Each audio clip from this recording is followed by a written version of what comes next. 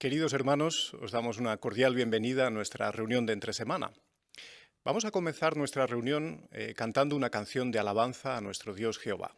Es la canción número 149, inspirada en Éxodo capítulo 15, versículo 1. Se titula La canción de la victoria. Después pediremos la bendición de Jehová mediante una oración. Canción 149.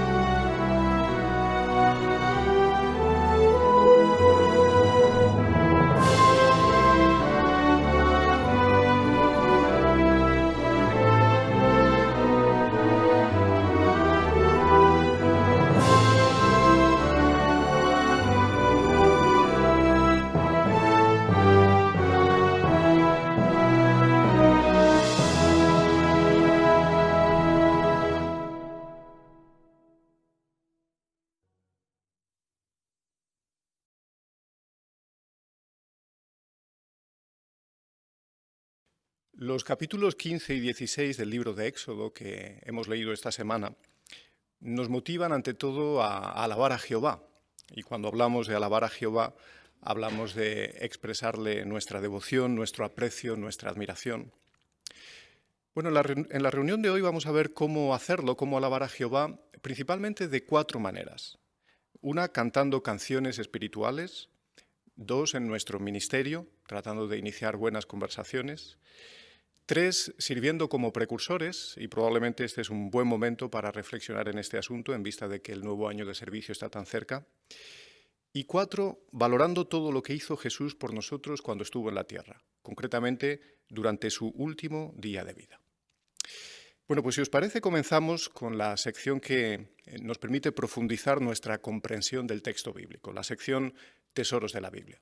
Así, en primer lugar, vamos a escuchar a nuestro hermano Eduardo Pérez, que presentará el discurso titulado Alabemos a Jehová con canciones.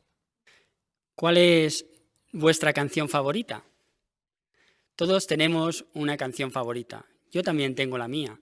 Es aquella que me recuerda a una ocasión especial en mi vida, que me ayuda a ser feliz y también me anima a servir plenamente a Jehová.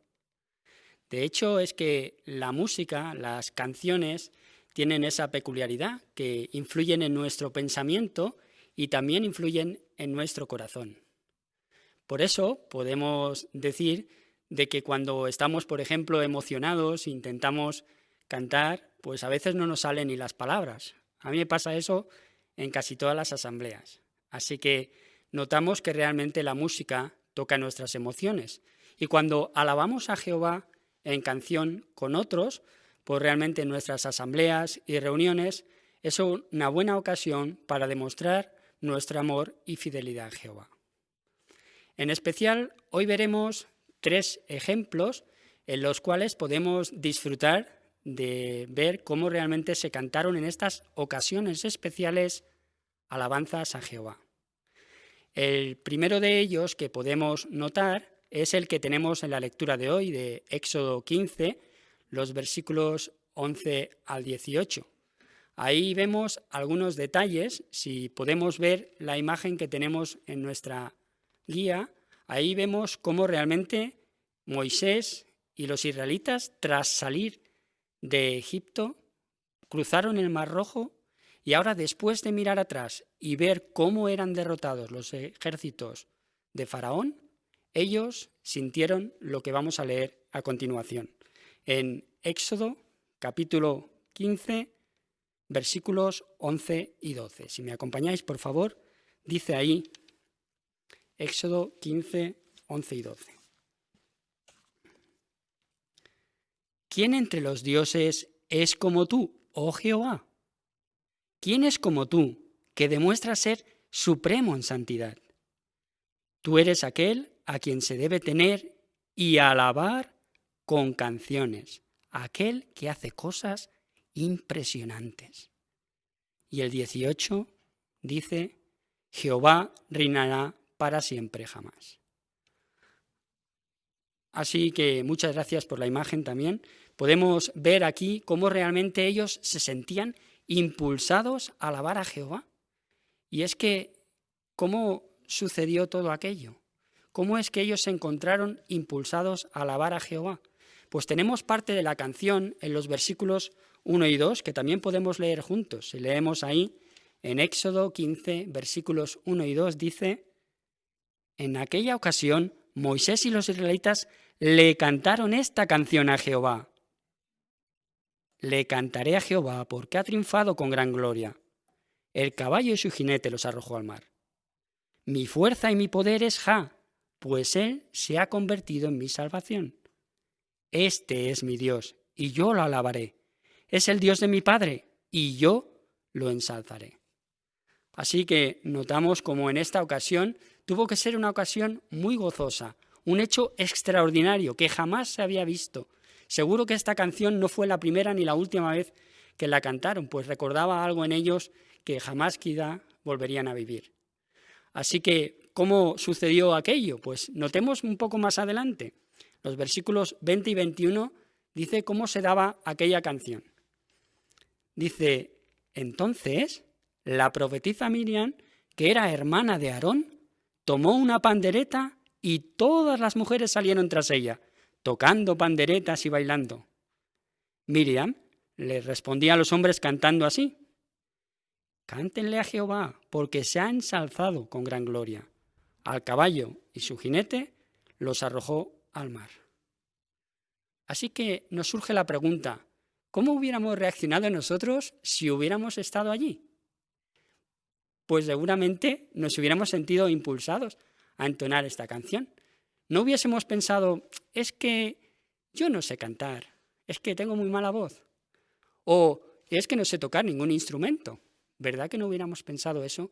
Hubiéramos cogido, aunque hubiera sido la pandereta, y nos hubiéramos puesto a entonar alabanzas con más de 3 millones de personas.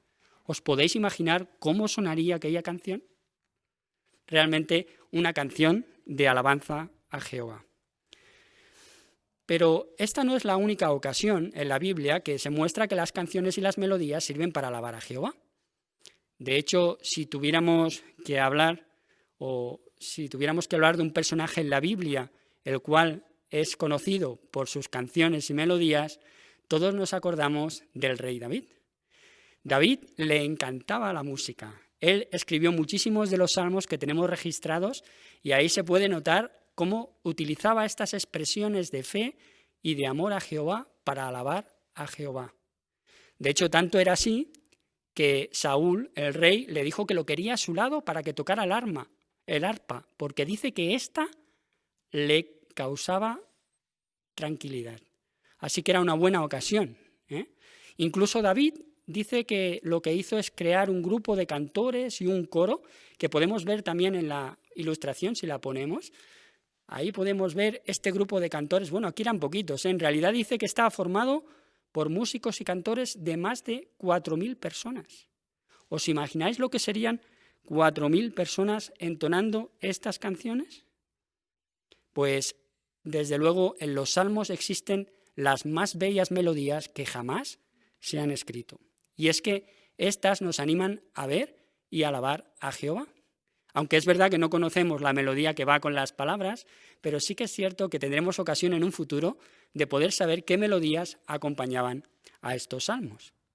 Incluso en el Salmo 24 podemos ver una ocasión especial en que David usó este coro cuando llevaron el arca del pacto hasta Sión. Dice que en el camino los cantores y los músicos iban cantando y entonando alabanzas a Jehová. ¿Podemos imaginar esta sensación?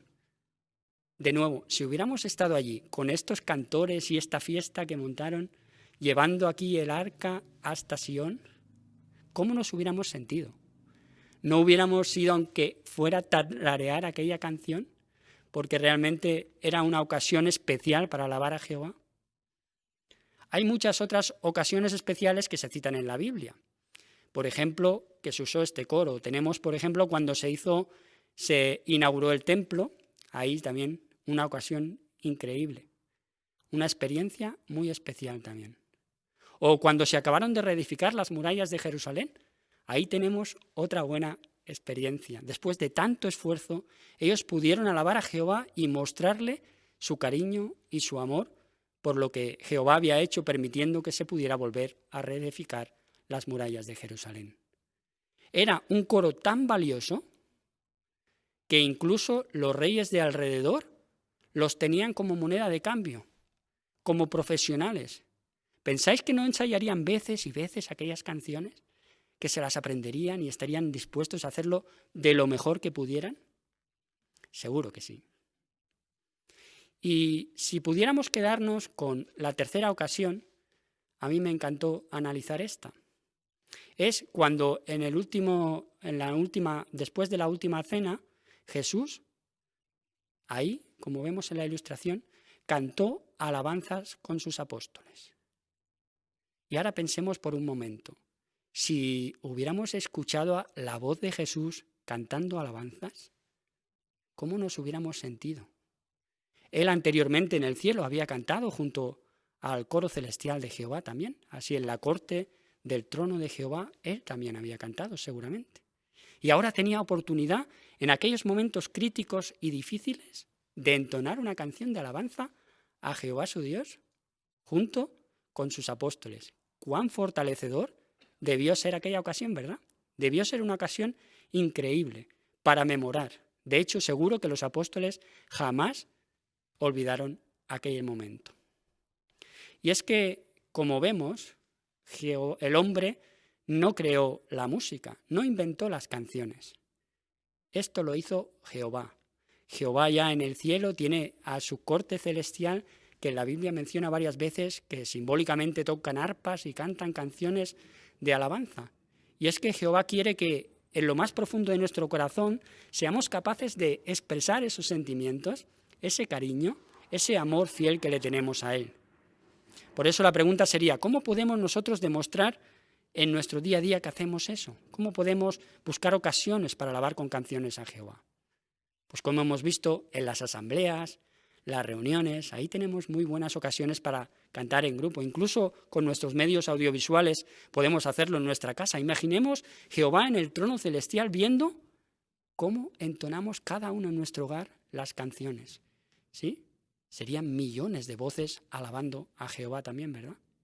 Así que bonito que podemos aprovechar esas ocasiones. Quizá también cuando vamos después de predicar, tenemos ocasiones que nos animan a ver lo importante que es la obra del ministerio, que seamos colaboradores de Dios, o cuando nos juntamos un grupo para una buena comida familiar o una reunión social, qué bueno también que podamos alabar a Jehová con canción. Y es que pensemos esto, Jehová creó las melodías para escucharlas desde el cielo y oírnos alabar su gran nombre. Pues muchas gracias, hermano Pérez, por tu discurso tan tan motivador. Trataremos de aplicar los consejos que hemos escuchado sobre cantar con el corazón, las canciones del reino, pues si es posible hoy mismo, con las canciones que se han seleccionado para esta reunión. Bueno, pues ahora vamos a tener oportunidad de, con vuestra ayuda, la ayuda del auditorio, destacar algunas perlas espirituales de la lectura de esta semana, los capítulos 15 y 16 del libro de Éxodo. El hermano Conan Martínez dirigirá la parte Busquemos perlas escondidas.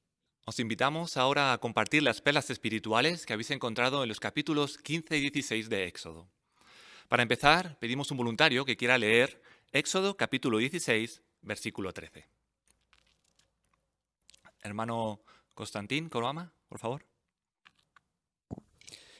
Así que esa tarde llegaron tantas codornices que cubrieron el campamento, y por la mañana había una capa de rocío alrededor del campamento. Muy bien, muchas gracias. Dice la primera pregunta, ¿por qué es posible que Dios usara codornices para alimentar a los israelitas en el desierto? Hermana Lidia Reyo. Es posible que las usara porque estas aves suelen cruzar durante su viaje migratorio la península del Sinaí en primavera. Las 2 veces que los israelitas se alimentaron de codornices fue en esa estación, y sabemos que fue Jehová quien hizo que un viento fuerte las llevara al campamento israelita, por lo que dice Números 11:31, que Jehová hizo que se levantara un viento que empezó a llevar codornices desde el mar y hacer que cayeran alrededor del campamento.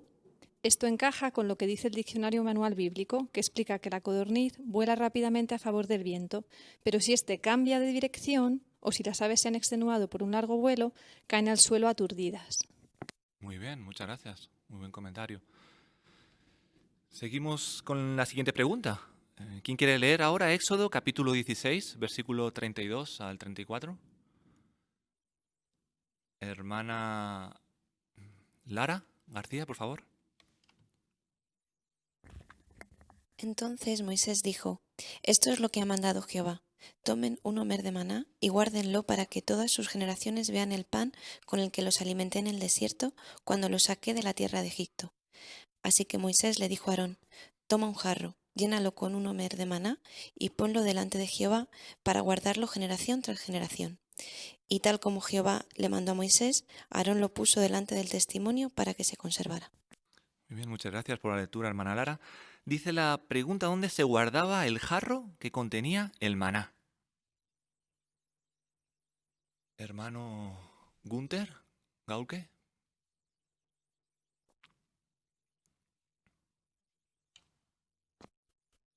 Génesis 16, versículo 34 dice: Aarón puso la jarra que contenía el maná delante del testimonio. El testimonio fue un archivo para la custodia de documentos importantes. Este era un arca temporal que Jehová le había mandado construir a Moisés para que sostuviese las tablas de la ley. Más tarde, la jarra de maná se colocó en el arca del pacto. Muy buen comentario, muchas gracias, hermano Gunther. Muy bien, seguimos con la siguiente pregunta. ¿Qué perlas espirituales ha encontrado sobre Jehová, el ministerio y otros temas en la lectura bíblica de esta semana? Hermana Claudia. En Éxodo 16:30 leemos que el séptimo día el pueblo celebró sábado. Las israelitas eran esclavas en Egipto, así que definitivamente no tuve ningún día de descanso. Por el contrario, Jehová dio un día de descanso completo poco después de que salieron de Egipto. Y no solo eso, Jehová dio comida para el día. Esto muestra que Jehová es generoso y que Él sabe lo que necesitamos. Muy buen punto, muchas gracias, hermana.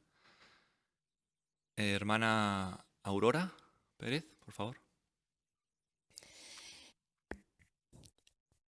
En el 15:13 En el 15:13 se le canta en la canción: en tu amor leal has guiado al pueblo que has rescatado. La liberación que efectuó en el Mar Rojo Jehová fue una clara prueba de su amor leal. Aunque habían pasado siglos, no se había olvidado de la promesa que hizo a sus siervos Abraham, Isaac y Jacob, y rescató a su pueblo de la esclavitud. Es el mismo amor leal lo que lo mueve hoy a ayudarnos y cuidarnos cuando pasamos por pruebas, y el que nos garantiza que seguirá apegado a nosotros y demostrándonos su cariño siempre que nosotros sigamos siendo leales a él. Muy buena aplicación, gracias, Aurora. Hermana Yolanda. Sí, las murmuraciones de los israelitas revelan dos peligros que van inherentes a la queja. Uno, que es contagiosa, porque como dice Éxodo 16:2, todo el pueblo empezó a quejarse. Probablemente solo empezaran algunos israelitas, pero luego se extendió estas quejas. Y segundo peligro es que la persona quejumbrosa normalmente exagera el problema. Como dice el versículo 3, los israelitas decían que en Egipto comían pan y carne hasta hartarse, cosa que no era cierta porque vivían como esclavos. Así que bueno que sigamos el consejo que Pablo dio a los corintios de no ser quejumbrosos como fueron los israelitas. Buen comentario. Hermana Vicky Acuña. Sí, el versículo 20 del capítulo 15 habla de Miriam, la que conocemos como la hermana de Moisés, pero ahí se le llama profetisa y es la primera vez en la Biblia que se usa esta expresión, posiblemente porque Jehová transmitió uno o más mensajes a través de ella, quizás hasta por canciones inspiradas. Así que es interesante que luego hubo otras profetisas, algunas que sí contaron con la bendición de Jehová y otras no, pero ejemplos para nosotras imitar. Muy bien, muchas gracias. Hermano David Lavado. Cuando los israelitas se quejaron a Jehová, diciendo que era mejor que se hubieran quedado en Egipto, vemos la reacción de Jehová en el versículo 12 del capítulo 16. Dice: he oído las quejas de los israelitas. Aprendemos de Jehová que, como Dios de amor que es, a Jehová le duele las quejas que hacemos, cuando no apreciamos las cosas que hace por nosotros. Por eso, en vez de desarrollar esta tendencia natural de quejarnos como los israelitas, qué bueno es que seamos agradecidos por todo lo que Jehová hace, y de esta forma, en vez de entristecerle, nuestra amistad con él será más estrecha. Muchas gracias, hermano David. Buen comentario. Hermana Judith Sánchez. En el capítulo 16, versículo 18, se habla de cuando juntaban el maná. Dice que el que había juntado mucho no tenía de más y el que había juntado poco no tenía de menos. Y en la letra volada nos lleva a 2 Corintios 8:15, donde Pablo está citando de este pasaje, estimulando así a los cristianos a usar sus excedentes materiales para ayudar a los que tenían carencias, para que así hubiera una compensación. Pues nos enseña también a nosotros, ¿no? Al igual que estuvo Jehová pendiente de los israelitas, nosotros estar siempre pendientes de las necesidades de nuestros hermanos y atenderlas. Muy buen comentario, gracias. Hermano Samuel Rodríguez. También en el capítulo 16, hablando del maná, seguro que esta provisión milagrosa les impresionó. Dijeron que sabía galletas de miel, había suficiente para todos, pero con el tiempo aquellos israelitas llegaron a decir que lo odiaban y lo llamaron pan despreciable. Así que eso nos enseña el peligro de no darnos por contentos con lo que Jehová nos da, darle gracias por ello, sino más bien concentrarnos en lo que no tenemos. Eso puede ser muy peligroso porque puede alejarnos de Jehová. Así es, muchas gracias, Samuel. Hermano Chomin Acuña. En el capítulo 16, versículos 19 y 20, se nos marcan algunas de las instrucciones bien sencillas que se les dio con respecto al maná. Sencillamente no tenían que dejar nada para el día siguiente. Sin embargo, se nos dice que algunos hombres de Israel guardaron, ¿no? Y sabemos el resultado, aquello estaba no apto para alimentarse. Pues nos muestra claramente que, aunque las instrucciones sean sencillas, tenemos que ser perspicaces y ser capaces de poder seguir esas instrucciones, sobre todo en nuestros días, que la organización nos está dando muchas instrucciones y nos las dará hasta el tiempo del fin, ¿no? Así que no queremos tampoco interpretar esas instrucciones, sino seguirlas al pie de la letra y, como se nos ha recordado recientemente, seguir esas instrucciones rápidamente. Gracias, hermano Chomin. Hermana Laura Lavado. En el capítulo 15, en el versículo 14, menciona que los pueblos tendrán que oír y ellos se estremecerán. La angustia se apoderará de los habitantes de Filistea. Encontramos una similitud con la futura venida de Armagedón, cuando todas las naciones van a sentir de la misma manera mucha angustia y se van a estremecer cuando vean que Jehová también va a traer su destrucción inminente. Entonces, podemos preguntarnos, ¿qué hay de nosotros? ¿Nos vamos a contagiar por ese pánico que inundará a todas las personas del mundo, incluso algunas de ellas quizás sean conocidas por nosotros? ¿O bien vamos a aferrarnos a Jehová y pensar en que su salvación es para nosotros de manera individual? Muy buen punto, muchas gracias. Hermano Juan Sánchez.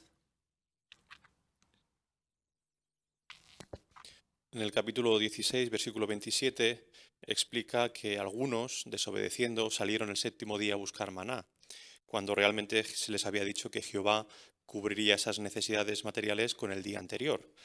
Lo que aprendemos que quizás en momentos de inestabilidad económica es fácil que se nos proponga quizás un empleo que interfiera con nuestra asistencia a las reuniones, pero queremos recordar este ejemplo y no queremos salir a por maná cuando no toca, ¿verdad? Queremos siempre confiar en Jehová. Él se ha comprometido, si ponemos las rutinas espirituales en primer lugar, en darnos lo necesario. Así es, muchas gracias, hermano Juan, y muchas gracias a todos por vuestra buena preparación y buenos comentarios. Pues muchas gracias también a ti, hermano Martínez, por dirigir también esta parte.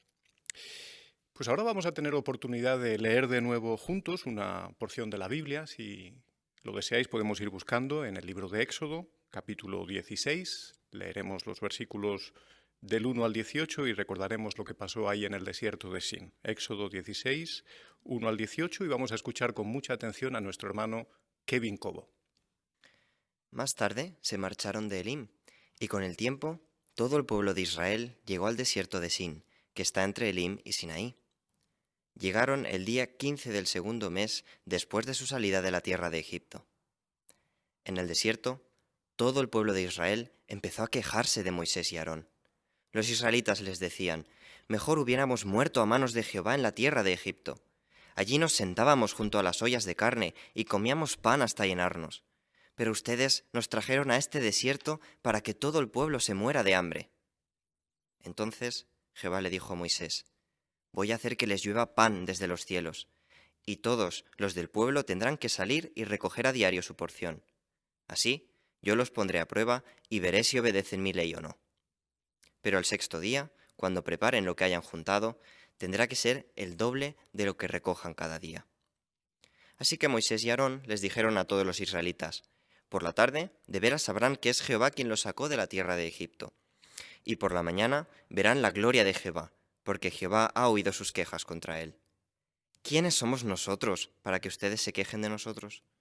Moisés continuó: «Cuando Jehová les dé carne por la tarde y cuando les dé pan por la mañana para satisfacerse, se darán cuenta de que Jehová ha oído sus quejas contra él. ¿Y quiénes somos nosotros? Ustedes no se están quejando de nosotros, en realidad se están quejando de Jehová». Luego Moisés le dijo a Aarón: «Dile a todo el pueblo de Israel: vengan a presentarse ante Jehová, porque él ha oído sus quejas». Tan pronto como Aarón terminó de hablarle a todo el pueblo de Israel, los israelitas se dieron la vuelta y miraron hacia el desierto, y entonces la gloria de Jehová apareció en la nube. Jehová también le dijo a Moisés: «He oído las quejas de los israelitas. Diles: al anochecer comerán carne, y por la mañana comerán pan hasta quedar satisfechos, y de veras sabrán que yo soy Jehová su Dios». Así es que esa tarde llegaron tantas codornices que cubrieron el campamento, y por la mañana había una capa de rocío alrededor del campamento. Cuando la capa de rocío se evaporó, lo que quedó en la superficie del desierto fue algo hojaldrado y tan fino que parecía escarcha sobre el suelo. Como los israelitas no sabían lo que era, cuando lo vieron empezaron a preguntarse: «¿Qué es eso?». Moisés les dijo: «Es el pan que Jehová les ha dado para comer. Esto es lo que Jehová ha mandado: que cada uno recoja la cantidad que pueda comer. Deben tomar un homer por cada una de las personas que viva en la tienda de ustedes». Y eso fue lo que hicieron los israelitas. Algunos recogieron mucho y otros recogieron poco. Cuando se medía con el homer, la persona que había juntado mucho no tenía de más, y la que había juntado poco no tenía de menos. Cada uno recogía la cantidad que podía comer. Pues muchísimas gracias, Kevin, por tu excelente lectura. Hemos disfrutado muchísimo. Tenías el aspecto o la lección 10 del folleto Maestros, modular la voz, y ya sabes que bueno, esa lección habla de esos tres aspectos de la modulación, ¿no? Que son como tres teclas, el volumen, el ritmo y el tono, que cuando se tocan bien, la melodía suena de maravilla, ¿no? Y tú lo hiciste genial. Me gustaría centrarme, Kevin, en el aspecto de la modulación que tiene que ver con variar el volumen. Yo creo que probablemente esta es una de las cosas que en general nos cuestan más, ¿no? Porque uno se pregunta, bueno, ¿y cómo sé si me estoy excediendo, si me estoy quedando corto, cuándo tengo que variar el volumen? El folleto Maestros nos da la clave, ¿no? Nos dice, si notas ahí o si notáis, que podemos elevar la voz para destacar puntos principales y motivar a los oyentes, o también cuando leemos sentencias divinas. Y tú lo hiciste muy bien, ¿no? Me fijé que cuando hablaba Jehová, pues elevaste un poquito la voz, la proyectaste más, ¿no? Para que sonara más potente. Por ejemplo, en el versículo 11 al final, y de veras sabrán que yo soy Jehová su Dios, sin excederte, con naturalidad. Muy bien. Y dice también el folleto Maestros que se puede bajar la voz para generar expectación. Y vi que también lo hiciste, ¿no? En esos elementos anticipadores que había en la lectura, por ejemplo, cuando leíste, entonces Jehová le dijo a Moisés, o en el versículo 11, Jehová también le dijo a Moisés. Así que anticipabas ahí algo importante y la voz sonaba un poquito más suave. Estupendo, has hecho un trabajo magnífico. Muchas gracias, hermano Cobo. Pues vamos a pasar ahora a la sección Seamos mejores maestros. Y vamos a repasar ideas muy prácticas que nos van a ayudar a alabar a Jehová en la predicación, iniciando conversaciones. Para empezar, veremos un vídeo que nos ayudará a tener un modelo, un referente para una primera conversación. Así, prestemos atención al vídeo. Si os parece, además de tomar buena nota de la estructura del vídeo, fijémonos particularmente en cómo la hermana usa las preguntas y cómo explica el texto bíblico. Veamos.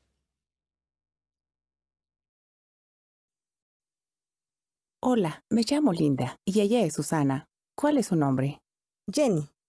Mucho gusto, Jenny. Hoy estamos hablando de algo que puede afectarnos a todos, la muerte de un ser querido. ¿Dónde cree usted que pueden encontrar ayuda quienes están de duelo? En la familia y en los amigos. Es verdad. Su apoyo es muy importante, pero también contamos con la ayuda de alguien más. Fíjese en lo que dice este texto de la Biblia. Susana, ¿podrías leerlo, por favor? Sí. Alabado sea el Dios y Padre de nuestro Señor Jesucristo, el Padre de tiernas misericordias y el Dios de todo consuelo.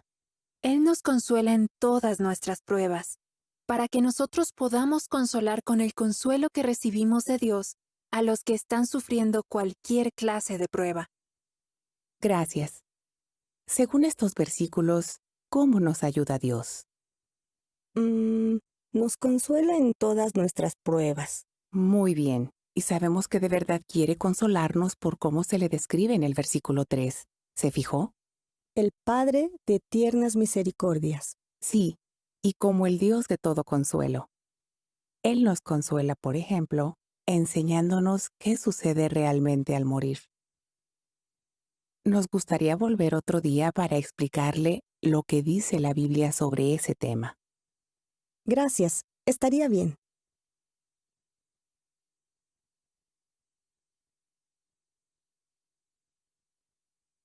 Pues analizamos brevemente este vídeo tan didáctico. En primer lugar, ¿por qué diríais que Linda usó bien las preguntas? No tanto qué preguntas usó, que lo podéis comentar también si queréis, pero ¿por qué las usó bien?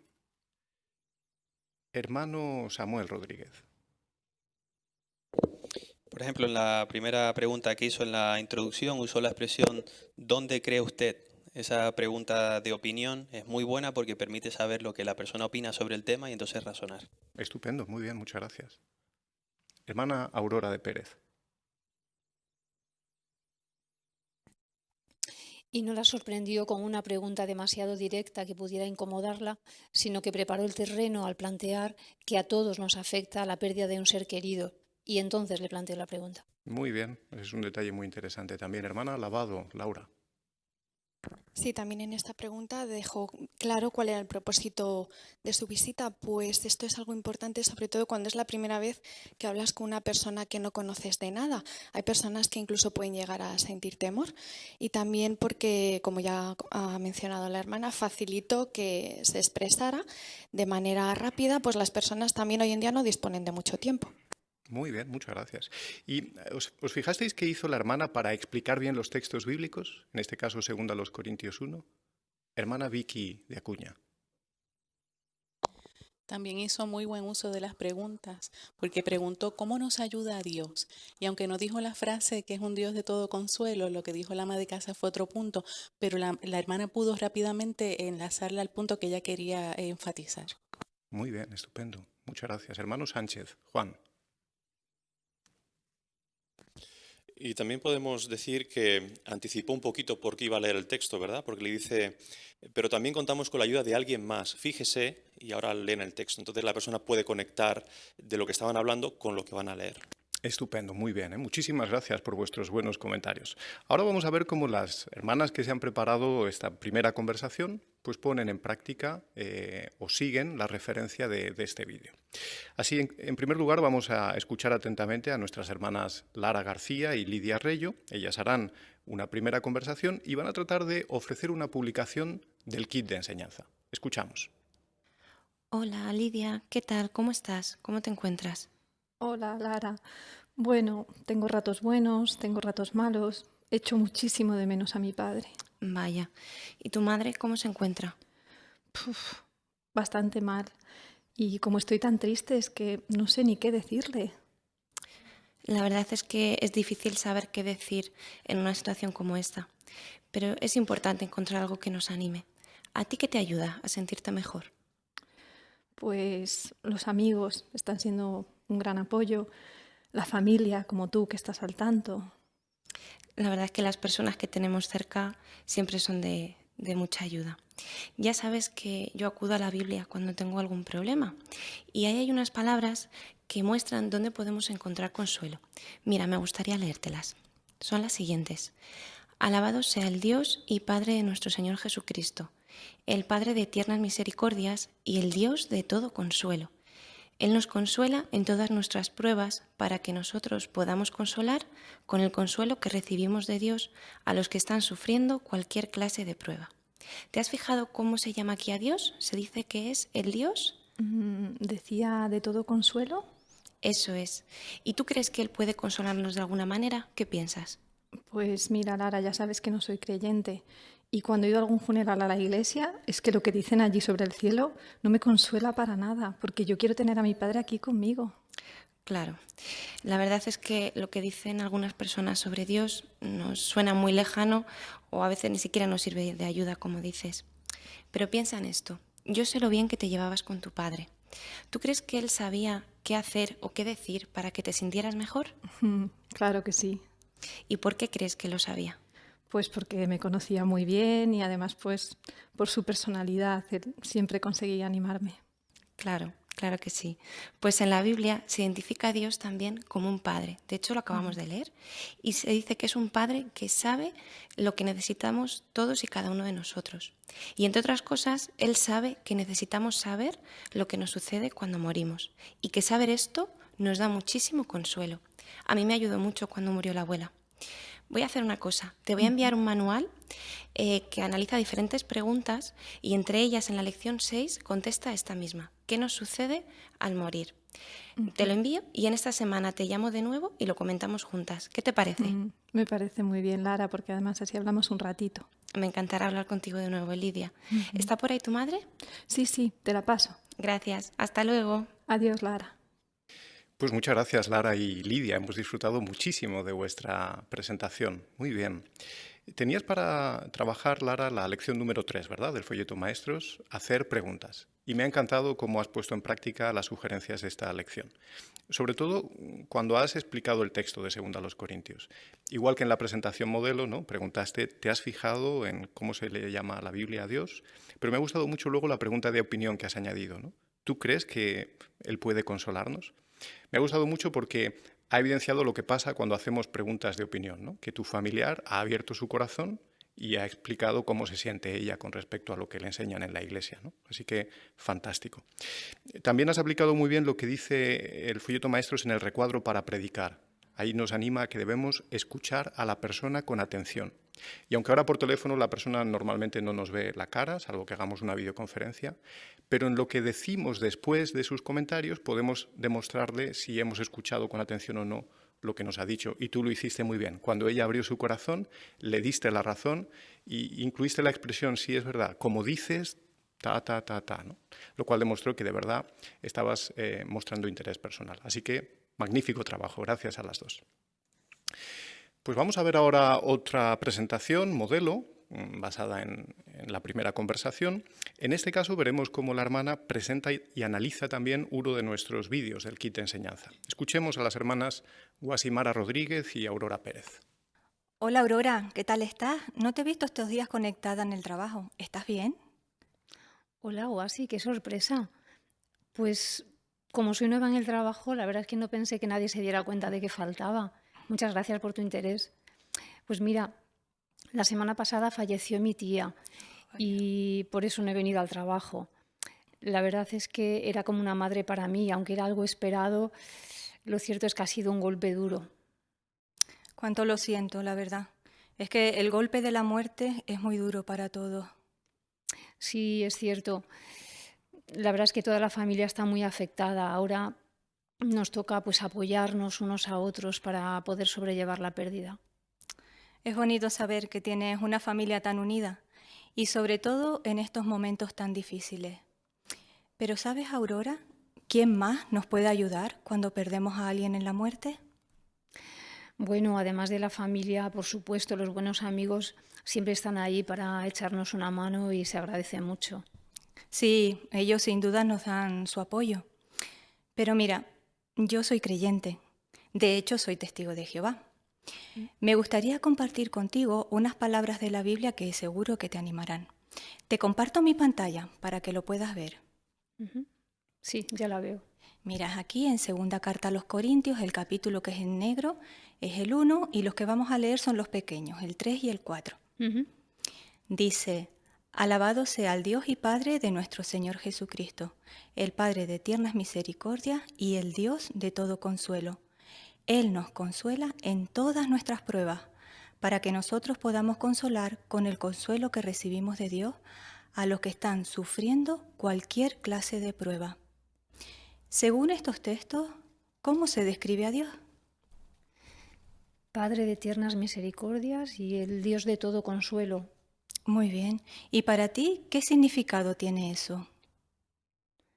Pues que nos puede ayudar y animar cuando estamos tristes. Así es. ¿Y cómo crees que Dios nos puede consolar?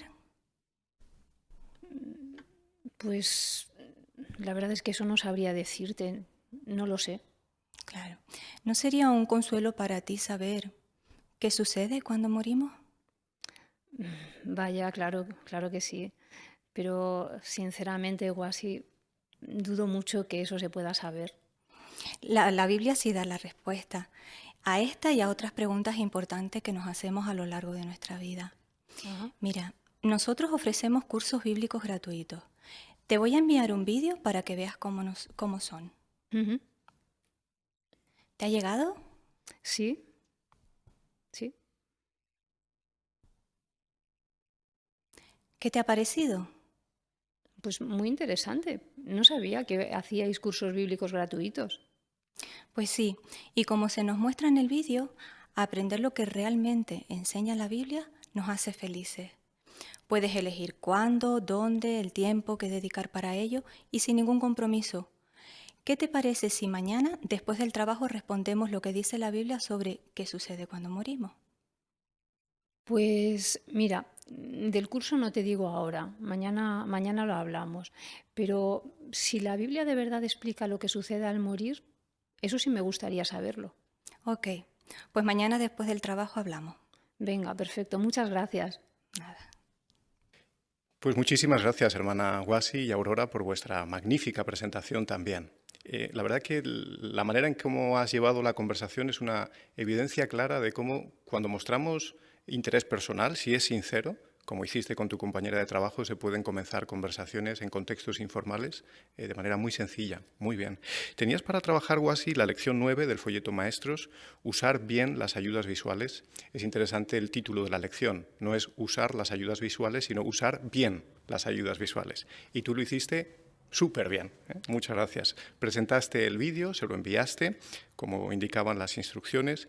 Hay que reconocer que ahora, con la predicación que estamos haciendo, ¿no?, por carta, por teléfono o quizá por videoconferencia con un compañero de trabajo, como hiciste tú, esto de usar métodos visuales se vuelve un poquito más complicado, ¿no? Pero es muy interesante la recomendación que hace el folleto Maestros. Dice, antes de usar cualquier ayuda visual, compruebe que todo está preparado. Y en estos momentos es especialmente necesario, ¿no? Si queremos usar ayudas visuales, prepararlas bien antes. Por ejemplo, en una videoconferencia, sé enviar el enlace, pues seguro que tú lo habrías preparado bien, o sé compartir pantalla para que pueda ver el vídeo, o si estoy hablando por teléfono, sé cómo hacer con la aplicación JW Library para en los 3 puntitos pinchar y enviar el enlace. Pues son recomendaciones muy prácticas que en estas circunstancias seguro que todos nos esforzamos por tener en cuenta. Magnífico, ¿eh? Muchas gracias por vuestra buena asignación. Pues hermanos, pasamos ahora a la sección final de nuestra reunión, la sección que nos ayuda a sacar lecciones para nuestra vida cristiana. Así como transición, os invitamos a cantar la canción 81, Cantar con el corazón, como nos decía el hermano Pérez. La canción 81, basada en Eclesiastés 11:6, se titula La vida del precursor. Así que mientras cantamos, pues quizás podemos imaginarnos un día cualquiera en la vida de uno de nuestros queridos precursores. Canción 81.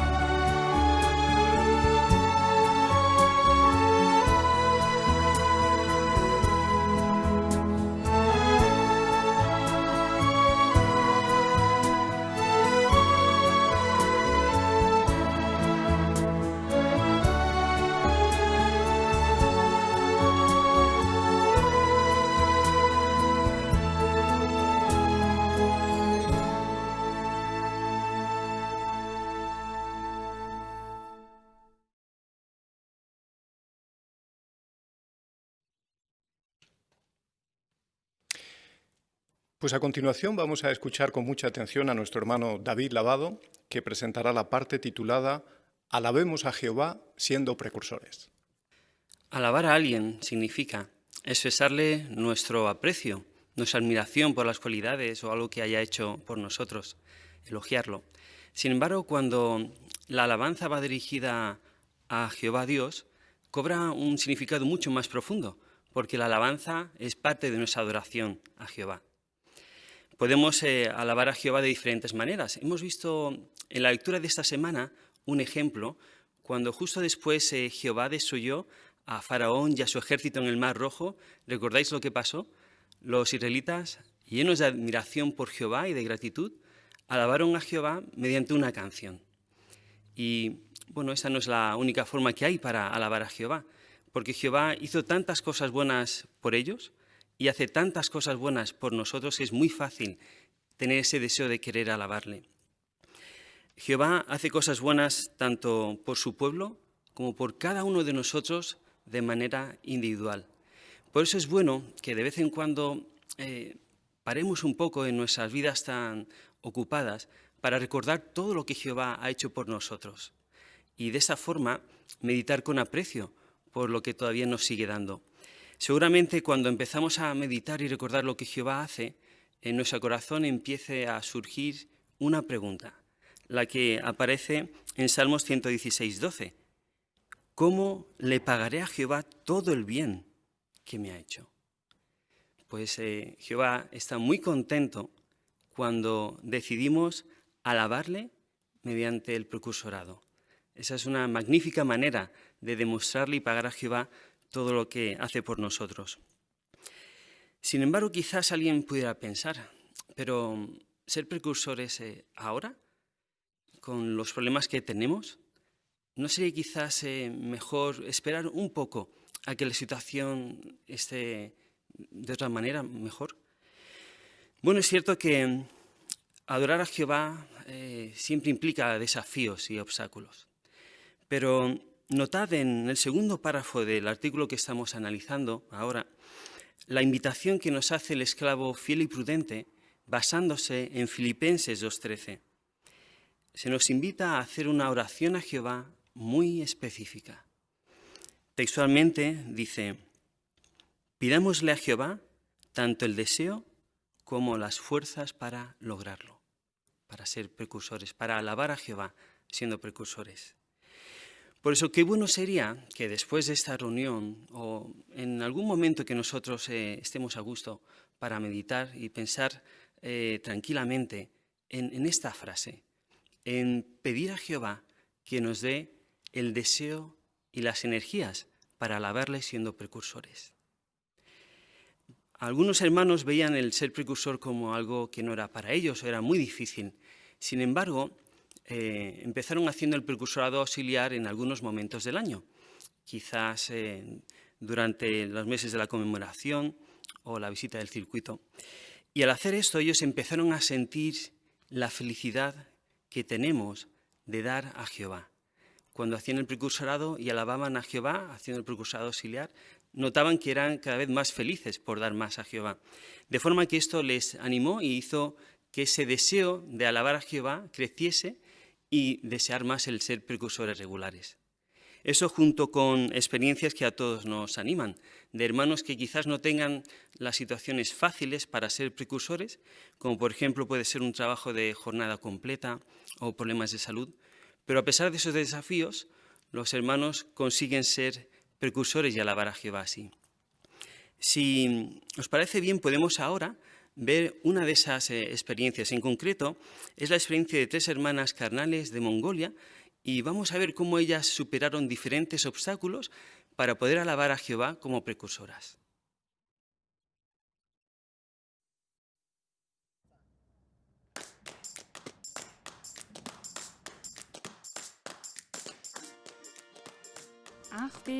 Yo fui la que empezó a estudiar la Biblia. Después empecé yo. Cuando ellas llevaban 1 año, me animé yo también. Nuestros padres habían dejado de estudiar, así que íbamos solo las 3 a las reuniones. Para pagar el autobús, ahorrábamos lo que nos daban nuestros padres, pero si no nos alcanzaba, mis hermanas mayores dejaban que yo fuera en autobús y se iban caminando.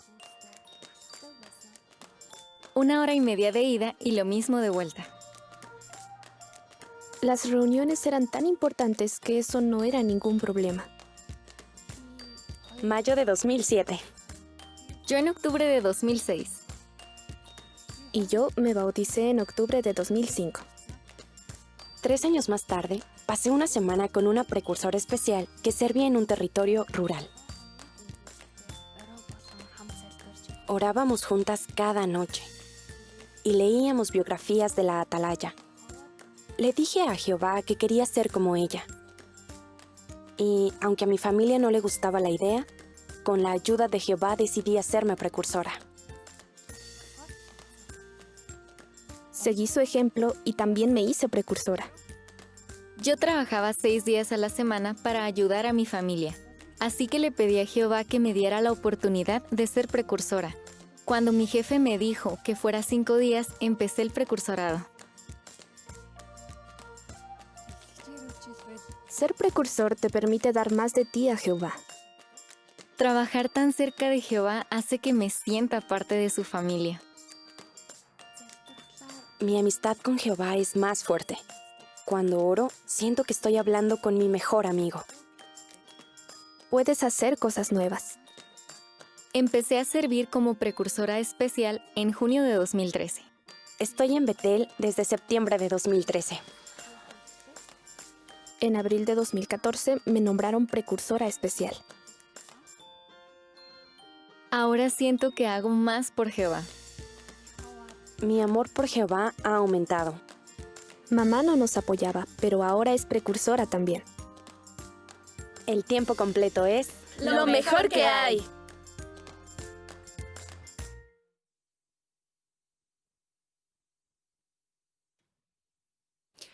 Ahora nos gustaría haceros algunas preguntas sobre este vídeo. ¿Qué obstáculos superaron esas hermanas para ser precursoras? Hermano Juárez. Oyún explica que aunque a su familia no le gustaba la idea, con la ayuda de Jehová decidió ser precursora. En el caso de Undra, trabajaba 6 días a la semana para ayudar a su familia, así que le pidió a Jehová que le diera la oportunidad de ser precursora. Su jefe le redujo su jornada a 5 días y empezó el precursorado. Muchas gracias. Hermana Reyo. Sí, y antes también habían tenido que ir solas a las reuniones porque sus padres habían dejado de estudiar y además cuando tenían que ir caminando porque no les llegaba para pagar el autobús para las 3, pues solo una de ellas iba en autobús y las otras caminaban 1 hora y media de ida y 1 hora y media de vuelta. Es verdad. ¿Qué bendiciones han tenido esas hermanas? Hermana Rodríguez. Pues las 3 lograron ser precursoras pese a los obstáculos y una de ellas dijo que su relación con Jehová es más fuerte cuando siente que está hablando con su mejor amigo. Muy bien. Hermana Lavado. También algo que ellas no mencionan, pero que podemos ver en sus caras claramente, es la paz que ellas sienten al servir al mejor amo, así como la felicidad que se veía en sus rostros y en sus sonrisas. Incluso cuando mencionaban los obstáculos, no los mencionaban con pena o con arrepentimiento. Así que su ejemplo es una muestra de que cuanto más le damos a Jehová, en este caso, gracias a la predicación, más felices somos. Muy bien, gracias. Hermano Constantin. Otra de las bendiciones que decían que trabajar tan cerca de Jehová hace que se siente parte de su familia. Muy bien. Por ser precursoras, ¿qué otras oportunidades les surgieron para servir más a Jehová? Hermano Cobo, por favor. Pues el servicio de precursor les abrió las puertas para que les invitaran al servicio de tiempo completo especial y en Betel. Muy bien, gracias. Hermana Juárez. Y una de ellas en Betel y 2 de ellas como precursoras especiales. Muy bien. ¿Y qué efecto tuvo ese ejemplo en otros? Hermana García. Pues al principio en ellas mismas, entre ellas, primero se bautizó una, luego la otra, el precursorado de la misma manera y ahora también incluso su madre, que tampoco al principio no las apoyaba, ahora también es precursora. Muy bien. La verdad que es una experiencia muy animadora, ¿verdad? Sin embargo, no hace falta que nos vayamos tan lejos para ver experiencias de hermanos que han superado obstáculos para alabar a Jehová como precursores. En nuestras congregaciones tenemos muchos ejemplos. Por eso nos gustaría entrevistar ahora brevemente a nuestra hermana Noemí Martínez y hacerle un par de preguntas sobre este tema. En primer lugar, Noemí, ¿qué desafíos has tenido? Pues mantener una vida sencilla. Por ejemplo, como queríamos ser precursores, antes de casarnos, tuvimos que tomar decisiones importantes que no afectaran a nuestra meta, como por ejemplo, dónde íbamos a vivir. Así es que a la hora de buscar una vivienda, buscamos una vivienda económica, sencilla. Quizás, pues como recién casada, no era la casa que más me gustara o no tuve todo lo que me hubiera gustado, pero eso ayudó a que no tuviéramos que trabajar de jornada completa. Así es que al escoger una vivienda así de sencilla, pues nos permitió al año de casarnos servir juntos como precursores. Luego surgió otro desafío, el empleo. Claro, cuando mi esposo se quedó sin trabajo, a mí me salían ofertas, sin buscarlas además, y eso era muy tentador. ¿Casualidad? Bueno, fue un desafío, la verdad, no aceptarlo. Sabía que mi familia en ese momento lo necesitaba, pero sabía también que eso hubiera perjudicado el precursorado. Gracias. Pero, ¿qué bendiciones has recibido como precursora? Pues las bendiciones han sido muchas. La verdad que cuando miro atrás y recuerdo que he usado mi juventud para Jehová, es lo mejor que me ha podido pasar, ¿no? Ya de bien joven Jehová me ha enseñado a poder confiar en Él, a ver sus cuidados, he sentido cómo me arropaba, ¿no? Y incluso hasta el mínimo detalle. Otra de las bendiciones es que al servir de precursora y predicar más, he podido enseñar la verdad a dos personas que ahora pues, son mis hermanas y no hay mayor felicidad, ¿verdad? Que ver cómo Jehová te usa para ayudar a otros, ver cómo ellos crecen espiritualmente, cómo van haciendo cambios, eso es precioso. Y también el servicio de precursor pues, te abre metas para servir de otras formas, ¿no? Así es que junto con mi esposo hemos podido trabajar en obras de construcción teocráticas, tanto a nivel nacional como internacional. Muchas gracias, Noemí, por compartir con nosotros tu bonita experiencia. Como hemos visto en estas 4 experiencias, siempre que queremos servir a Jehová, alabarle, mediante el precursorado, se van a presentar desafíos, retos o sacrificios, pero también siempre las bendiciones van a superar por mucho todos los sacrificios y desafíos que tengamos que enfrentar. Alabar a Jehová a diario es lo que realmente llena nuestras vidas de alegría y satisfacción. Y como dice primero de las Crónicas 16:25, es que Jehová merece toda la alabanza que le podamos dar.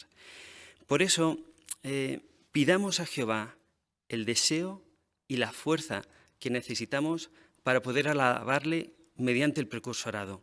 Al fin y al cabo, ¿verdad que Jehová merece cualquier esfuerzo que tengamos que hacer para alabarle? Pues muchas gracias, hermano Lavado, y a todos los que le habéis ayudado con vuestros comentarios y con la preciosa entrevista. Nos habéis hecho pensar.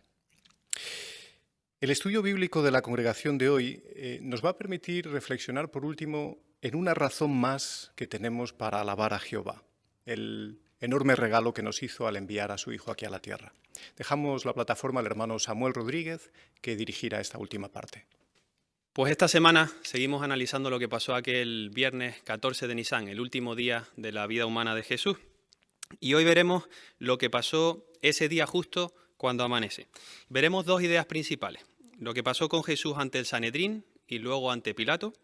Y también veremos cómo le fue a Judas Iscariote tras traicionar a Jesús.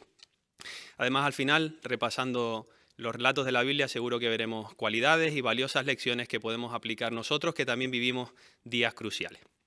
Muchas gracias de antemano por vuestros buenos comentarios. Comenzamos leyendo este capítulo y pedimos a nuestro hermano Juan Sánchez que por favor lo lea y también, por favor, al final, el recuadro El campo de sangre. Gracias. La noche está a punto de acabar cuando Pedro niega a Jesús por 3.ª vez. Los miembros del Sanedrín ya han concluido el juicio ilegal y se han marchado. Después del amanecer del viernes, el tribunal se reúne de nuevo, probablemente para darle cierta apariencia de legalidad al juicio que celebraron la noche anterior fuera de la ley. Entonces, mandan traer de nuevo a Jesús. Una vez más le ordenan: «Dinos si eres el Cristo». A lo que él le responde: «Aunque se lo dijera, nunca lo creerían. Además, si yo les preguntara algo, ustedes no me responderían». Sin embargo, se identifica con valor como el personaje de quien se había profetizado en Daniel 7:13, pues añade: «De aquí en adelante, el Hijo del Hombre estará sentado a la poderosa derecha de Dios». Pero ellos insisten: «Entonces, ¿eres tú, Hijo de Dios?». Y él les contesta: «Sí, ustedes mismos están diciendo que lo soy». Parece que eso les da base para justificar la ejecución de Jesús por blasfemia. Así que concluyen: ¿para qué necesitamos más testimonio? A continuación, lo atan y se lo llevan al gobernador romano Poncio Pilato. Es posible que Judas haya visto a Jesús mientras se lo llevan a Pilato. Al enterarse de que han condenado al maestro, siente algo de remordimiento y desesperación, pero en vez de arrepentirse de verdad y buscar el perdón de Dios, se va a devolver las 30 monedas de plata. Les dice a los sacerdotes principales: «Pequé al traicionar sangre inocente». Ellos le responden con crueldad: «¿Y a nosotros qué nos importa? Eso es cosa tuya». Judas arroja las 30 monedas de plata en el templo y, como si no bastara con todo lo que ha hecho, intenta acabar con su vida. Trata de ahorcarse, pero parece que la rama en la que ata la soga se parte y su cuerpo cae a unas rocas que hay más abajo y se revienta. Los judíos llegan con Jesús al palacio de Poncio Pilato temprano por la mañana. Pero ellos se niegan a entrar, pues les parece que si tienen contacto con los gentiles, se contaminarán y no podrán celebrar la comida del 15 de Nisán. Ese es el primer día de la fiesta de los panes sin levadura, que se considera parte de la temporada de la Pascua. De modo que Pilato sale y les pregunta: «¿De qué acusan a este hombre?». Ellos contestan: «Si este hombre no fuera un delincuente, no lo habríamos entregado». Quizás Pilato se da cuenta de que quieren presionarlo, así que les dice: «Llévenselo y júzguenlo ustedes según su ley». Pero la respuesta que le dan revela que tienen intenciones asesinas. «A nosotros no se nos permite matar a nadie». Lo cierto es que si los judíos mataran a Jesús durante la fiesta de la Pascua, probablemente se armaría un revuelo entre el pueblo. Pero si logran que sean los romanos quienes ejerzan su autoridad de ejecutarlo por una acusación política, será más fácil para ellos librarse de responsabilidad ante la gente por la muerte de Jesús. Los líderes religiosos no le dicen a Pilato que ellos ya han condenado a Jesús por blasfemia. Más bien, se inventan otros cargos. «Encontramos a este hombre alborotando a nuestra nación, prohibiendo pagar impuestos a César y diciendo que él mismo es Cristo, un rey». Como representante de Roma, a Pilato le preocupa la acusación de que Jesús haya afirmado ser un rey. De manera que entra de nuevo al palacio, ordena que se lo traigan y le pregunta: «¿Eres tú el rey de los judíos?». Es como si le preguntara: ¿has violado la ley imperial al declararte un rey rival de César? Ahora Jesús, quizás con la intención de averiguar qué le han contado a Pilato sobre él, le dice: ¿salió de ti hacer esa pregunta? ¿O es que otros te han hablado de mí? Pilato da a entender que no conoce los hechos del caso, pero que desea saberlos al preguntar: ¿acaso soy yo judío? Tu propia nación y los sacerdotes principales te entregaron a mí. ¿Qué fue lo que hiciste? Jesús no intenta evitar la cuestión más importante, a saber si él es rey o no. Al contrario, contesta de una manera que sin duda deja sorprendido al gobernador Pilato. El campo de sangre.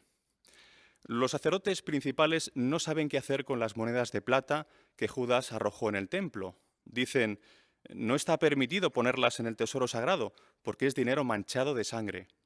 Así que deciden usar ese dinero para comprar el campo del alfarero con el fin de enterrar allí a los desconocidos. A ese terreno se le llega a conocer como campo de sangre.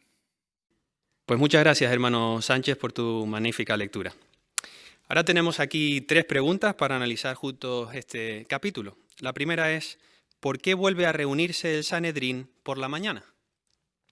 Hermano Gaulke, por favor. Como regla general, los juicios se realizaban solo durante el día. Además, como las sentencias de muerte no se dictaban el mismo día del juicio, sino al día siguiente. Estos casos no se juzgaban en la víspera de un sábado ni de una fiesta. El Sanedrín se reunió a la mañana siguiente probablemente para dar una apariencia de legalidad al juicio ilegal de la noche anterior. Muy bien explicado, muchas gracias. Hermano Pérez, por favor. Sí, a eso se une que la noche anterior no habían presentado ni testigos ni ninguna acusación, o sea que todo era ilegal, ¿no? Así que era una manera de hacer una simulación ahora por la mañana como si aquello fuera de nuevas, ¿no? Muy bien, es verdad. Siguiente pregunta. ¿Cómo muere Judas y qué pasa con las 30 monedas de plata? Hermano Acuña, por favor.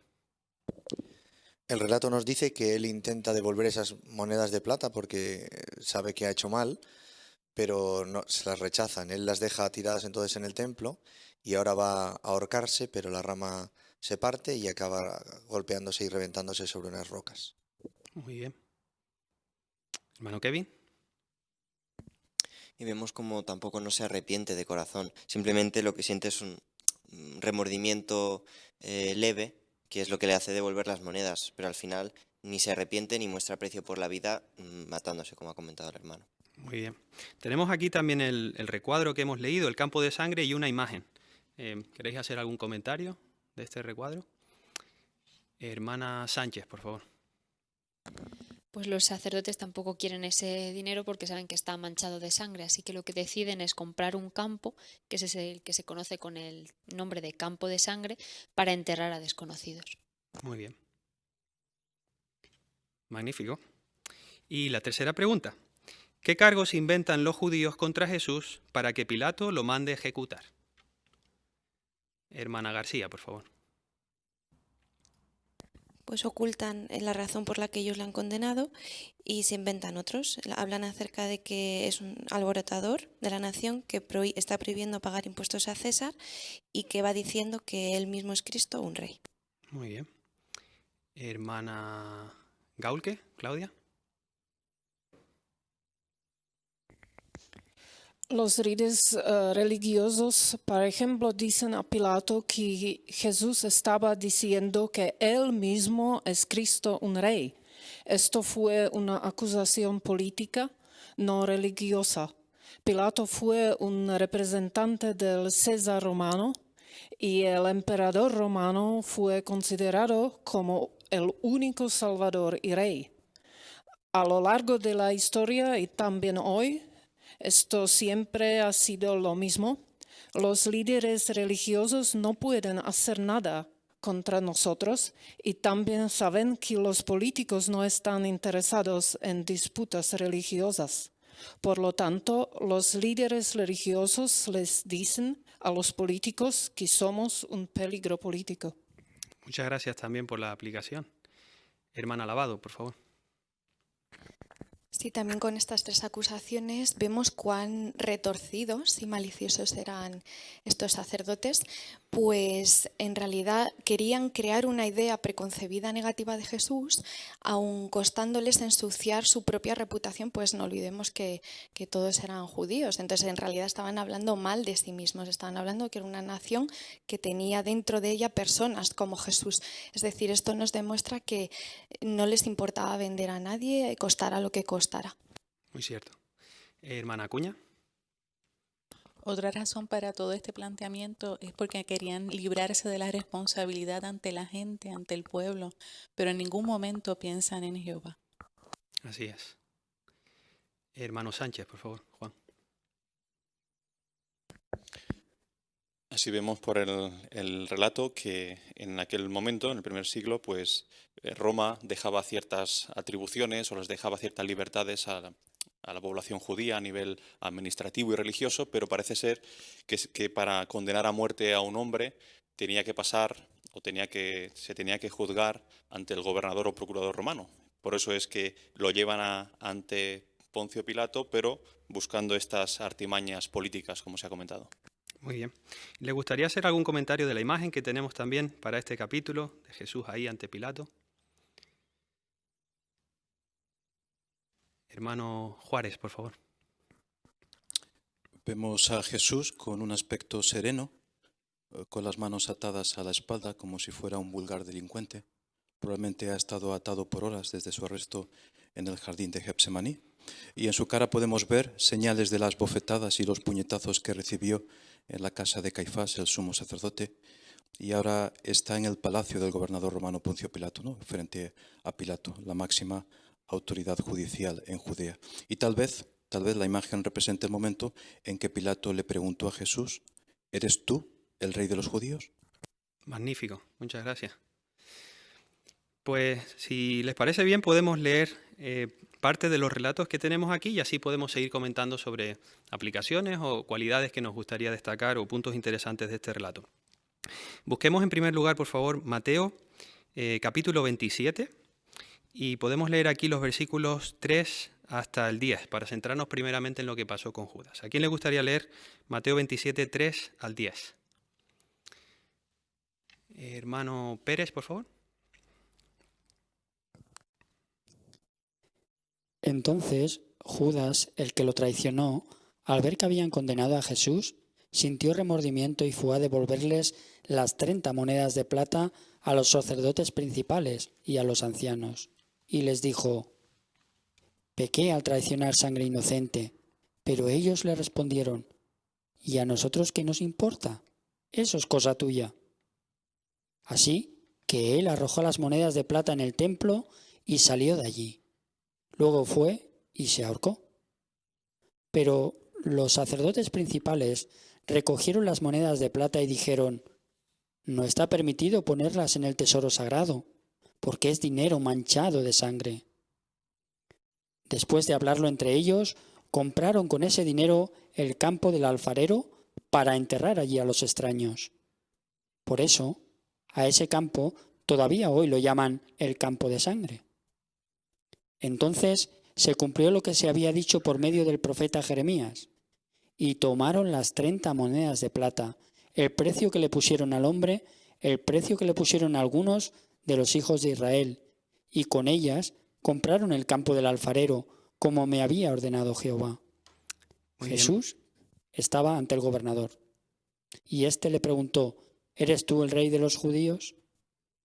A lo que Jesús le respondió: sí, tú mismo lo estás diciendo. Muy bien, muchas gracias por tu buena lectura. Así que, ¿qué nos gustaría comentar del resultado que tuvo Judas tras traicionar a Jesús? Hermana Reyes, por favor. Sí, pues fue un resultado trágico, porque aunque en el versículo 3 leemos que sintió remordimiento, la palabra griega que aquí se usó, aunque puede tener una connotación positiva, aquí no indica que Judas se hubiera arrepentido de verdad. De hecho, en la Biblia, cuando uno se arrepiente delante de Jehová, se usa otra palabra. Y también Judas demostró que no estaba realmente arrepentido de corazón, porque no cambió su manera de pensar ni de actuar. De hecho, en vez de acudir a Jehová, él acudió ante los que él había traicionado a Jesús, y después pues esto le llevó a intentar cometer suicidio. Muy bien, muy buen detalle, muchas gracias. Hermana Lavado. Sí, a mí me llama mucho la atención la reacción de los sacerdotes cuando Judas acude a ellos con cierto remordimiento. Ellos le dicen: a nosotros qué nos importa, eso es cosa tuya. Entonces nos imaginamos que nosotros acudimos quizás a los ancianos en busca de consuelo o confesando algún pecado cometido. ¿Nos imaginamos a ellos respondiendo de esta manera? Por supuesto que no. Entonces esto nos ayuda a valorar las dádivas que tenemos dentro de las congregaciones como ancianos, que bondadosamente jamás van a reaccionar de una manera similar a esta. Excelente, muchas gracias. Hermano Juárez, por favor. Podemos observar la actitud inicua de estos sacerdotes principales y ancianos. Aunque el relato no especifica el tipo de moneda, sabemos que si fueron siclos de plata, que es lo más probable, su valor fue lo que quizás actualmente equivaldría a unos poco más de 50 euros. Ese era el precio que se pagaba por un esclavo, así una mísera cantidad. Y con esa cantidad, la de 30 piezas de plata, querían demostrar el poco valor que le daban a Jesús y el desprecio que sentían por él. Y notamos que en la manera en cómo se seguían comportando a relación con el dinero, estaban demostrando el desprecio que sentían por el hombre más grande de todos los tiempos. Qué buen detalle también, muchas gracias. Hermana García. Y en la reacción de estos sacerdotes también es curioso ver que se acordaron de la ley para negarse a coger el dinero de esta traición, pero no dudaron en matar a un hombre inocente. Esto nos enseña lo que implica educar la conciencia, que no es simplemente llenar la mente de normas y leyes sobre lo que hay que hacer o lo que no, sino que lo importante es estudiar la palabra de Jehová para ver cuál es la personalidad de Jehová y así poder imitarle. Muy bien, estupendo. Hermano Martínez. Es interesante también en Mateo 27:9 porque dice que traicionarán a Jesús por 30 monedas cumple profecía y habla de que es por medio del profeta Jeremías. Pero luego si buscamos la referencia, realmente estas palabras están en el libro de Zacarías, ¿no? Mediante el profeta Zacarías. Parece ser, según dice la referencia, que cuando Mateo escribió estas palabras se refería a toda la sección de estos libros proféticos y Jeremías era el primero. Entonces estaba realmente hablando de Zacarías. Muchas gracias también por ese detalle. Hermano Acuña. Y la idea que se nos transmite aquí, que hasta el detalle relacionado no solo con la traición hacia Jesús, sino el detalle de qué uso se le darían a esas monedas rechazadas por Judas, cumplen una profecía. Es decir, hasta esos detalles más insignificantes que podemos ver quizás del relato, pues tienen el propósito de señalar a Jesús precisamente como el Cristo. Así que las acciones que tomaron estos enemigos de Jesús no hacían otra cosa que señalarle a Jesús como el enviado de Jehová, algo que ellos estaban rechazando de manera constante. Muy bien. ¿Y alguna aplicación del ejemplo de Judas en sí sobre traicionar a Jesús? Una lección para nosotros que servimos a Jehová, intentamos hacerlo lealmente. Hermano Kevin, por favor. Nuestra relación con Jehová es lo más valioso que tenemos y nunca debemos traicionarla pues por alcanzar un puesto de responsabilidad o por tener ciertos estatus en este mundo o por las posesiones. Jamás debemos cambiar nada por nuestra relación con Jehová, que es lo más importante. Magnífico, muchas gracias. Leamos ahora, por favor, Lucas 22, 66 hasta el 23:3. ¿A quién le gustaría leer este relato? Hermana Juárez, por favor.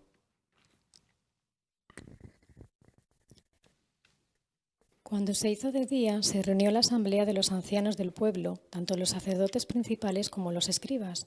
Ellos llevaron a Jesús dentro de la sala del Sanedrín y le dijeron: «Dinos si eres el Cristo». Él les contestó: «Aunque se lo dijera, nunca lo creerían. Además, si yo les preguntara algo, ustedes no me responderían.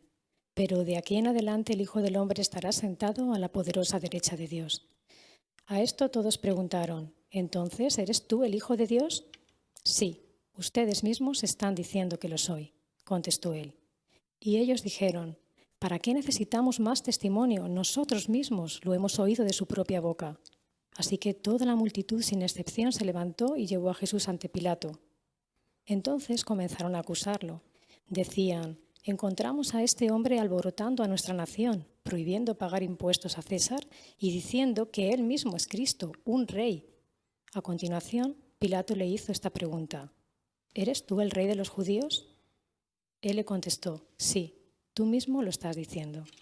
Muchas gracias por la lectura.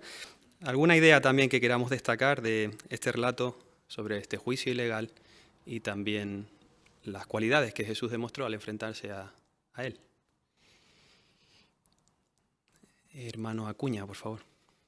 Sí, el juicio no tiene ninguna base desde el principio, porque como vemos aquí, la pregunta que le hacen para intentar sonsacarle algo a Jesús y que sirviera de base para acusación no tenía ningún sentido, ni siquiera para los que lo estaban haciendo, porque ellos, como líderes del pueblo, como líderes religiosos, estaban esperando la llegada de un Mesías. Habían visto los hechos que Jesús había estado mostrando durante 3 años y medio.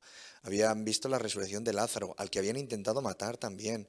O sea, la argumentación que ellos estaban intentando montar contra Jesús no tenía ninguna base. porque ellos mismos sabían que Jesús era alguien especial, por eso lo tenían allí delante. Lo que pasa es que su inquina, el odio que le tenían, superaba al hecho de que pudieran tener delante al Hijo propio de Jehová y no eran capaces de reconocerlo. Así que el juicio legalmente no tenía ninguna base porque las argumentaciones no tenían ningún sentido, ni siquiera para los que lo estaban produciendo.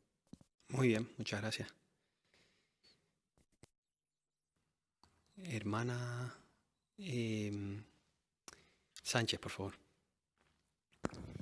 En todo este último día, cuando Jesús está ante esos juicios ilegales y demás, nos enseña una lección muy importante de saber en qué momentos hablar y en qué momentos callar, ¿no? Al principio, cuando le preguntan otra vez en la sala de Sanedrín si eres el Cristo, pues Jesús ahí ya ni les contesta, ya saben lo que está pasando, pero ellos tienen su idea fija de matarlo. Sin embargo, en el último versículo, en el 3 que hemos leído, ahí cuando le pregunta a Pilato si es, dice, ¿eres tú el rey de los judíos? Ahí sí que contesta sí, porque piensa que merece la pena que sepan a quién se va a juzgar. Así que nos enseña también a nosotros una lección en la predicación o en otros contextos, saber cuándo debemos contestar y qué decir. Estupendo, muchas gracias. Hermano Sánchez, Juan. En el versículo 69, ahí Jesús, en este juicio amañado, empieza a testificar, ¿no? y habla de esa profecía del Salmo de que él sabe que volverá a estar al lado de su Padre, ¿no? Y uno puede pensar, bueno, pero si era un juicio que no tenía ningún sentido.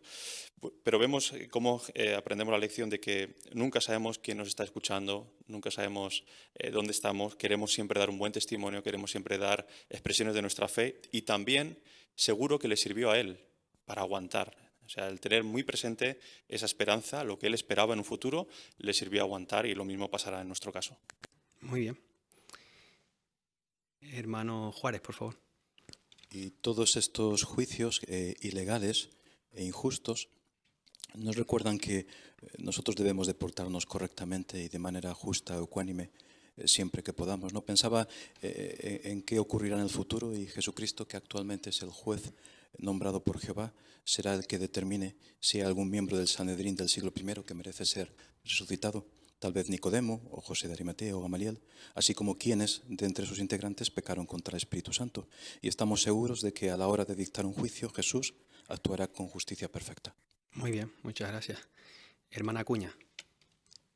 También si nos tenemos que enfrentar a alguna situación similar, sabemos que Él nos comprende perfectamente y cuando apelaremos a Él, a Jehová mediante Él para que nos dé de su poder, sin duda nos otorgarán de su Espíritu.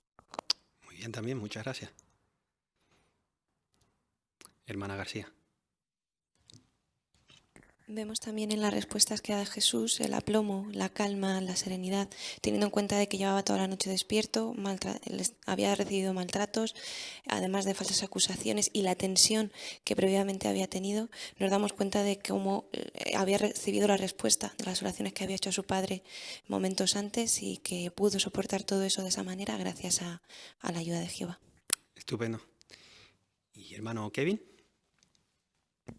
Una de esas contestaciones de Jesús en la que dice, aunque se lo dijera, nunca lo creerían. En muchas ocasiones nos encontramos en esta situación en el territorio.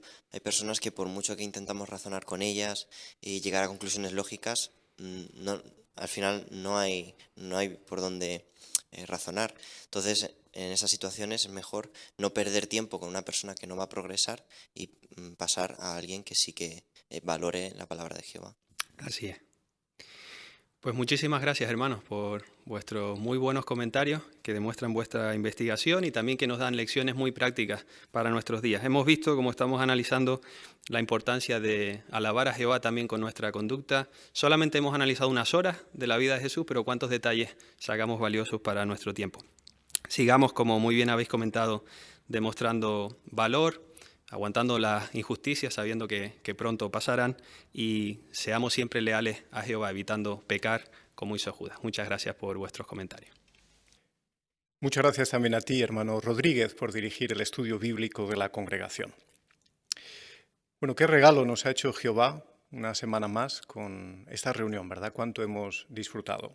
Os parece que hagamos un breve repaso? Si tenéis a mano la guía de actividades, nos ayudará a pararnos un momentín en algunos temas que seguramente nos han llamado la atención. Por ejemplo, en la primera sección de la reunión en Tesoros de la Biblia, hablamos sobre la importancia de cantarle a Jehová y vimos que no cantamos por cantar, cantamos para alabar a Jehová, y eso requiere que pongamos nuestro corazón, que lo hagamos con entusiasmo. Me impresionó cuando el hermano nos recordó que Jehová nos está escuchando. Así un buen recordatorio. En la sección Seamos mejores maestros, pues hemos aprendido mucho, ¿verdad? Mediante un vídeo y 2 presentaciones, cómo usar un texto de la Biblia para iniciar conversaciones. Segunda a los Corintios 1, 3 y 4. Un texto de la Biblia que nos apuntamos, porque nos puede ayudar mucho a consolar a las personas cuando les predicamos en esta época. Y por último, en la sección Nuestra vida cristiana, pues ha sido muy motivador escuchar ese vídeo con nuestras hermanas de Mongolia, la entrevista, vuestros comentarios sobre el precursorado auxiliar y regular. Es un buen momento, ¿verdad?, para pararnos y reflexionar en la posibilidad de iniciar esta carrera en el tiempo completo o ponernos metas para el nuevo año de servicio y servir como precursores auxiliares algunos meses. Seguro que esta parte de la reunión nos ha motivado mucho. Para la semana que viene hay un banquete espiritual listo, preparado, solo tenemos que esperar a que llegue. Y por anticiparos algo, solo deciros que como parte de la lectura de la semana que viene, Éxodo 17 y 18, nos centraremos en un consejo muy prudente que Jetro le dio a Moisés y en la importancia de dedicarnos a capacitar a otros en este tiempo en el que estamos y la importancia de delegar responsabilidades.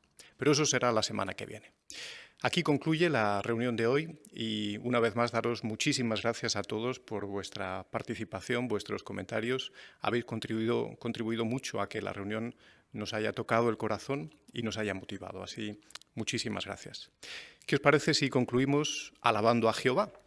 Si lo deseáis, podéis poneros de pie y así cantamos juntos la canción número 16, titulada Alabemos a Jehová por su Hijo el Ungido. Canción 16, y después concluiremos con una oración.